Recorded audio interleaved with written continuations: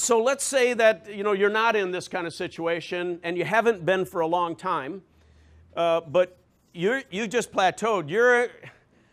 It's okay. What you're leading is okay. It's not exciting. It's not going to break, but it's not setting records. It feels normal. It doesn't feel lifted and exciting and these kinds of things. So what kind of leadership gear do you cycle into to lift a church, or again, some of you lead other kinds of things? What do you do to get out of plateau mode, out of just that business as usual mode? Innovate. Innovate? Okay. More words? Visionary, could be. I can tell you're not going to like my word. Now, just think with me now. Don't just let me spoon feed you. Everything's rolling along. No one's getting laid off, but it's not all exciting. And you're not strongly moving things ahead. What does that do to you as a leader? Atrophy? I think it's worse than that in me.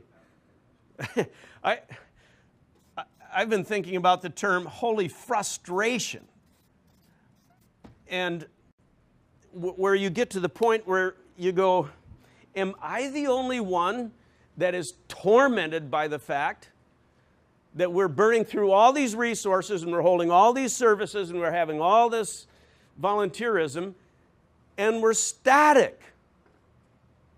Am I the only one? These are the feelings that come to my spirit. I go, how come no one else is worried or frustrated about this? And so I find that I have to acknowledge, I don't think, when you read Romans 8 and some of these other, like, if God be for us, who can be against us? We are more than conquerors, all this kind of stuff. And you're flatlined for 3 or 4 years. How does that scriptural language match up with a static reality? And the times when we've been stuck like this, I was reflecting back on this, and I realized we have never come out of one of these until I got so unbelievably frustrated that I took my key leaders somewhere, my elders somewhere or something, and I got all kinds of data.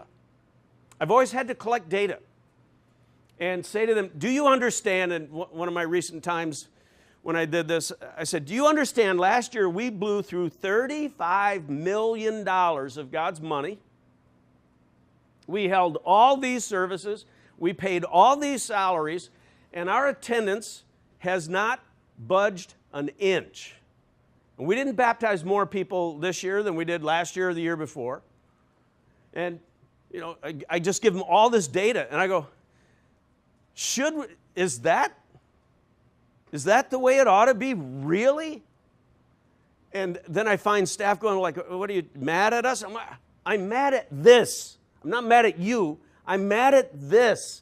And I don't think in church work you can break a church out of this until somebody gets riled up about it and just goes, no more.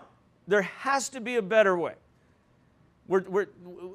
If we can't do better than, if 12 months of labor and millions of dollars and all this prayer and all this effort is leading to a consistent flat line, this isn't really what I think Scripture imagines.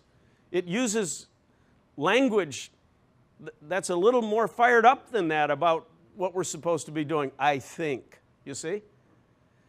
So when I get holy frustration going and I give all these kinds of stats, then one question I ask, I wrote down in my notes to myself on this, is, this, you've all heard it from, the leadership faculty we've had in the past, and so, but you have to arouse passion here. You have to create a sense of urgency here.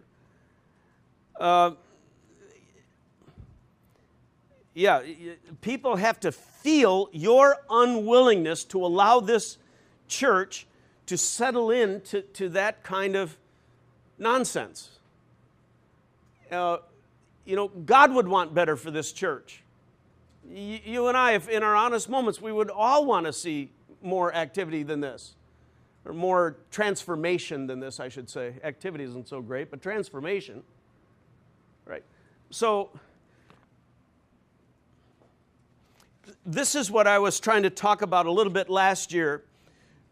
I think when you arouse passion, you create urgency and all that. Again, there's some kind of plan. There's always a plan, So what is it going to take? You heard me at the summit last year do this, sow more seed thing. All right. So from holy frustration and just declaring I'm not going to spend, many years presiding over a flat line. I'm going to, do some stuff. But I think it starts when someone has the candor to call it a flat line and exhibit some total holy frustration and say, if you guys are happy with this, you're on the wrong staff, because I'm not happy with this. And think with God's power we can do better, okay?